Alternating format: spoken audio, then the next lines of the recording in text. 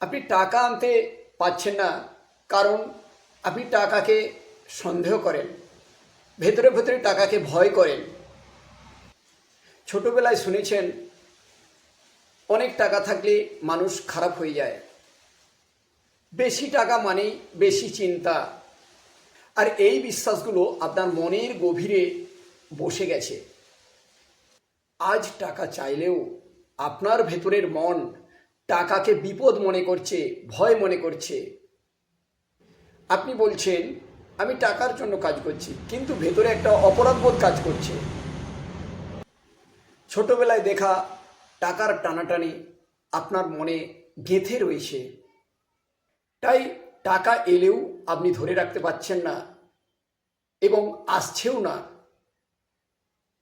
এটাই হচ্ছে আসল কারণ। কিন্তু এখানেই মোড়। আপনাকে টাকার সঙ্গে নতুন সম্পর্ক তৈরি করতে হবে। টাকা মানে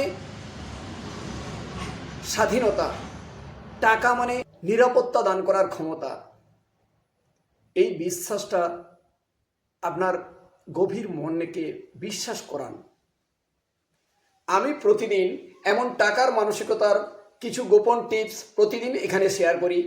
আপনি যদি আপনার টাকার মানসিকতা চেঞ্জ করতে চান, তাহলে অবশ্যই আমাদের সঙ্গে থাকুন, চ্যানেলটি শেয়ার করুন, সঙ্গে থাকুন। সুস্থ থাকুন, ভালো থাকুন এবং সত্যের পথে প্রচুর টাকা রোজগার করুন। Thank you.